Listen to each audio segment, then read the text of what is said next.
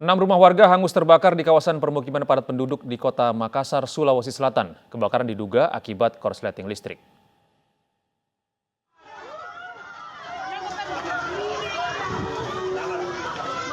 Inilah rekaman video amatir saat kebakaran menghanguskan rumah warga di Jalan Insinyur Sutami, Kota Makassar, Sulawesi Selatan, Jumat siang. Kebakaran diduga akibat korsleting listrik dari salah satu rumah warga yang kosong. Api dengan cepat menghanguskan 6 rumah warga hingga rata dengan tanah. Sebanyak 12 mobil pemadam kebakaran dengan kekuatan 50 personel diterjunkan ke lokasi untuk memadamkan api. Jadi yang terbakar ini perumahan atau rumah warga yang dekat dengan pabrik. Tapi pabrik tidak terbakar ya. Ada rumah yang kosong, di situ katanya mulai titik api. Tapi itu masih dugaan sementara. Untuk informasi resminya masih kita pendataan. Setelah berjibaku selama hampir 1 jam, api akhirnya bisa dipadamkan. Beruntung tidak ada korban jiwa dalam kebakaran ini. Dari Makassar, Sulawesi Selatan, Leo Muhammad Nur, iNews melaporkan. Sejumlah rumah rusak parah dan ambruk akibat tanah amblas di Sukabumi, Jawa Barat. Tanah amblas dalam 5 meter setelah hujan deras yang mengguyur wilayah Sukabumi.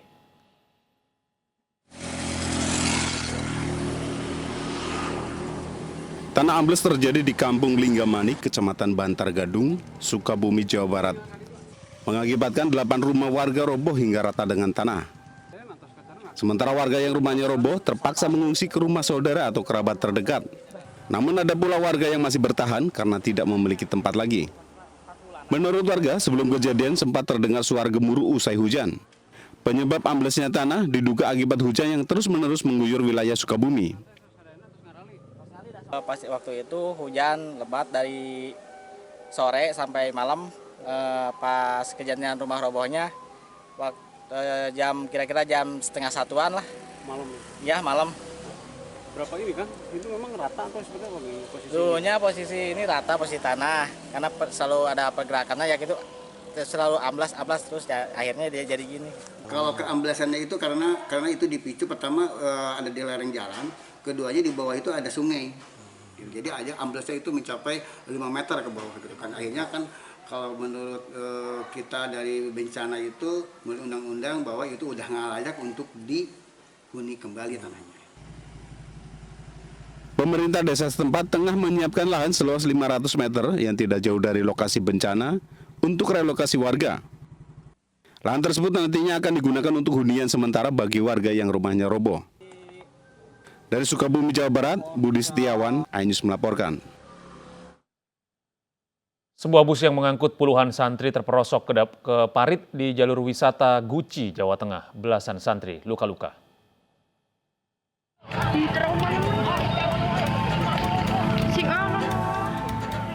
Warga dan pengguna jalan mengevakuasi penumpang dari sebuah bus yang terguling ke parit di jalur wisata Guci, Tegal, Jawa Tengah.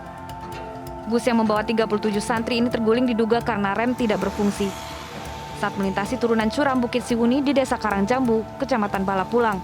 Sebelum terguling, bus sempat menabrak mobil bak terbuka. Lumayan kencang ya. Iya. Saya aja kan ngambilnya kan agak kanan, ternyata masih kena juga. Ya Kemungkinan rem blong berarti ya Mas ya? Jelas rem blong, soalnya dari atas itu lumayan kencang. Penumpangnya banyak Mas. Penumpangnya 34 lah. Tidak ada korban jiwa dalam kecelakaan ini, namun 17 santri terluka. Sementara untuk korban dari pihak penumpang bus sendiri hanya lecet-lecet sendiri, luka ringan. Untuk fatalitas maupun luka-luka yang lain sementara nihil. Korban luka dibawa ke Puskesmas Lebak Siu untuk perawatan, sementara polisi saat ini sedang menyelidiki penyebab pasti dari kecelakaan. Dari Tegal, Jawa Tengah, Yunibar, iNews melaporkan. Beralih ke ibu kota pemirsa, bus Transjakarta jurusan Blok M Kota menabrak separator busway di Jalan Jenderal Sudirman, Jakarta Pusat. Diduga kecelakaan akibat botol air mineral yang jatuh ke atas pedal gas hingga membuat sang pengemudi kehilangan kendali.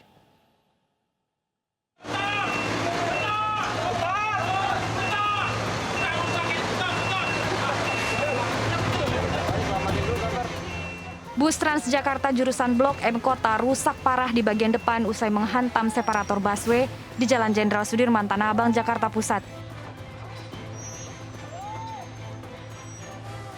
Kecelakaan bermula saat bus Transjakarta milik PT Mayasari Bakti yang dikendarai sopir melaju kencang dari arah Blok M menuju Sudirman. Bus hilang kendali dan oleng ke kiri hingga menghantam separator busway. Penumpang panik dan berhamburan keluar bus. Dugaan sementara kecelakaan disebabkan jatuhnya botol air mineral ke pedal gas hingga membuat pengemudi kehilangan kendali.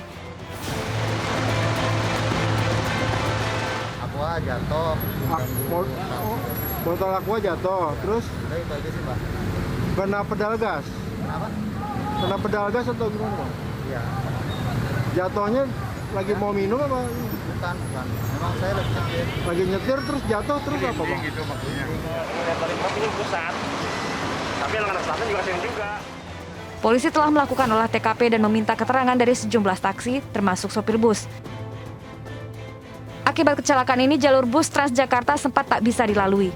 Dari Jakarta, Rani Sanjaya, iNews melaporkan. Ya, pemirsa, kecelakaan yang melibatkan bus Transjakarta berulang kali terjadi dalam waktu yang berdekatan. Pemerintah Provinsi DKI Jakarta akan mengevaluasi operasional Transjakarta untuk mencari tahu penyebab rentetan insiden tersebut.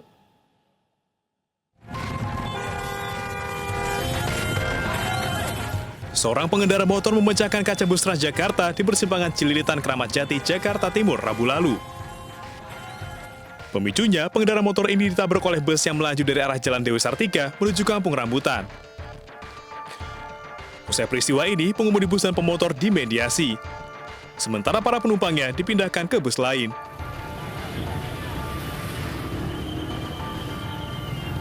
Masih di kawasan Cililitan, pada Kamis kemarin, bus Transjakarta juga menabrak pos polisi lalu lintas. Akibatnya, pos hancur berantakan, sementara bus mengalami kerusakan cukup parah di bagian depan. Satu anggota pengatur lalu lintas terluka akibat terserempet bus dan dibawa ke Rumah Sakit Polri Kramat Jati. Kecelakaan tunggal ini diduga akibat sebuah dongkrak yang berada di bawah kursi kemudi menimpa pedal gas. Pemprov DKI Jakarta mengaku akan mengevaluasi operasional Transjakarta yang belakangan ini sering terlibat kecelakaan.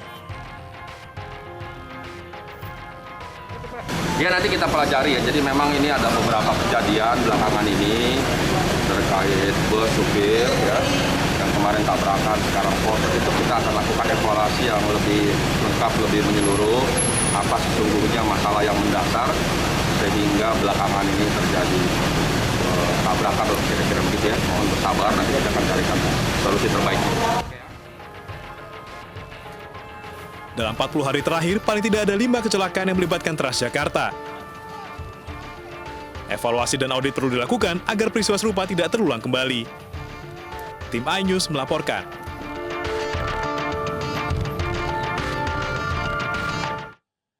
Kita beralih ke informasi lain, pemirsa. Pandemi COVID-19 yang berpengaruh pada perekonomian masih menjadi sorotan dalam Bali Democracy Forum yang akan digelar di Bali 9 Desember mendatang. Pembahasan yang akan dihadiri sejumlah negara bertujuan untuk memulihkan ekonomi yang terdampak pandemi COVID-19. Perekonomian menjadi salah satu sektor yang terdampak pandemi COVID-19. Berbagai negara kini berlomba untuk memulihkan perekonomian yang terpuruk akibat pandemi COVID-19. Hal inilah yang menjadi pembahasan Bali Democracy Forum pada 9 Desember 2021 mendatang di Bali. 46 perwakilan berbagai negara akan hadir dalam BDF ke-14, diantaranya Prancis, Norwegia, Chile, dan Tiongkok. Diharapkan Bali Democracy Forum menghasilkan rekomendasi yang tidak hanya memulihkan ekonomi masing-masing negara, tapi juga mendorong pemulihan ekonomi di kawasan Asia Pasifik. Tidak ada pola yang dimiliki negara manapun untuk merespon pandemi ini, sehingga dengan demikian seperti kita diskusikan dalam pertemuan tadi, bagaimana negara-negara baik secara individual maupun secara kolektif mencari ke titik seimbangan antara pentingnya tetap mempertahankan prinsip demokrasi melalui infrastruktur dan sistem yang ada, kemudian menyelamatkan publik dari ancaman pandemi, dan yang ketiga adalah meneruskan kehidupan ekonomi mereka. Pemirsa, hanya 5 provinsi di Indonesia yang capaian vaksinasi lansia di atas 60%, sehingga menjadi pekerjaan rumah pemerintah saat ini. Untuk mengajak para lansia agar tidak takut divaksin, peserta vaksin lansia diperlakukan secara khusus. Selain itu, untuk mengurangi beban masyarakat di masa pandemi, ratusan pengemudi ojek online mengantri untuk mendapat bantuan beras gratis.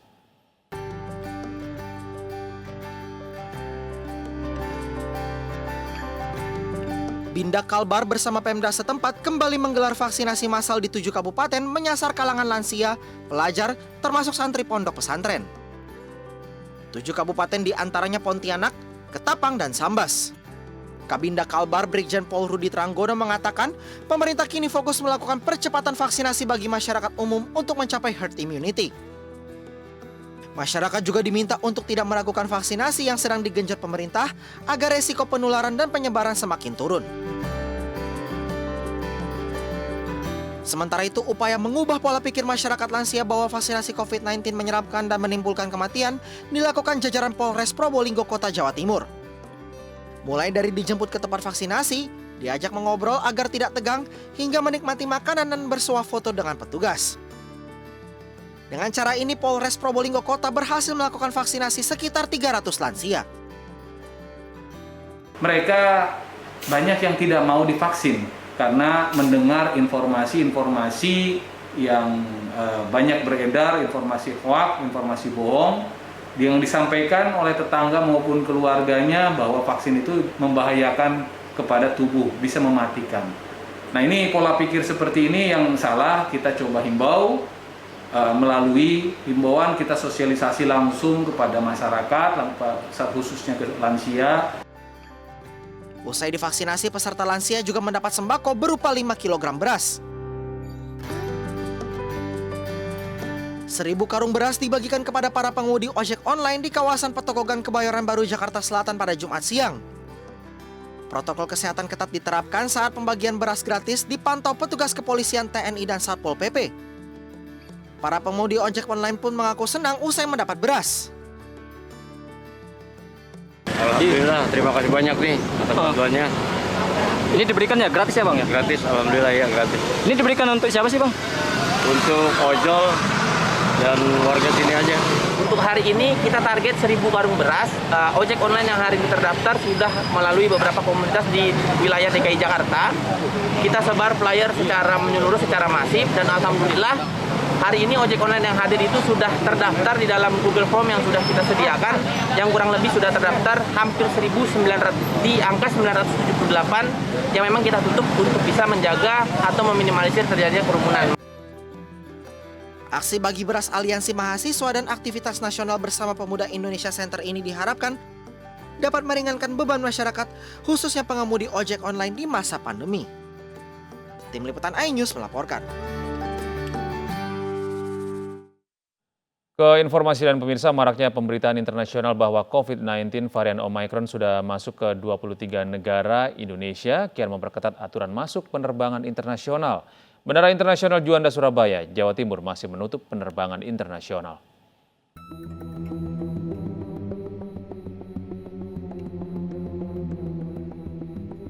Bandara Internasional Juanda Surabaya, Jawa Timur masih sepi dan menutup penerbangan internasionalnya. Selain sebagai antisipasi penyebaran COVID-19 gelombang 3 dari libur Natal dan Tahun Baru, langkah ini sebagai pencegahan masuknya virus corona varian baru, yaitu Omicron. Pertengahan September lalu, sesuai dengan surat edaran tersebut, Bandara Juanda belum beroperasi untuk melayani penerbangan internasional. Sebelum diberlakukannya pembatasan pintu masuk bagi penerbangan internasional, di Bandara Juanda terdapat 8 rute penerbangan internasional yang dilayani oleh 12 maskapai. 8 rute penerbangan internasional yang biasa dilayani lebih dari 10 maskapai penerbangan hingga saat ini masih ditutup hingga batas waktu yang belum ditentukan.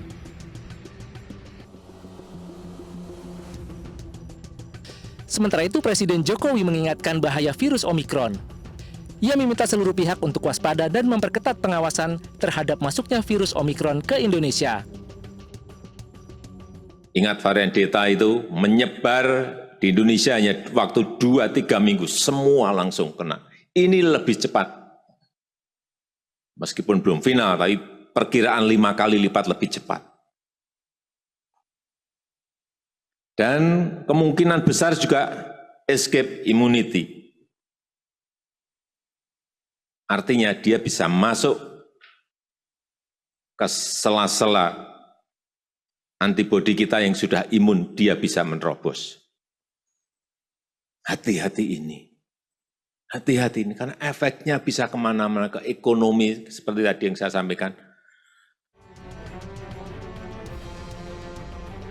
Demi mencegah masuknya varian baru Omikron, pemerintah pun tengah menerapkan sejumlah peraturan terkait penerbangan internasional. Salah satunya masa karantina penumpang internasional. Tim Liputan iNews melaporkan. Dikhawatirkan mengajarkan paham menyesatkan, warga menolak pembangunan masjid di Lombok, Nusa Tenggara Barat. Kami akan hadir sesaat lagi.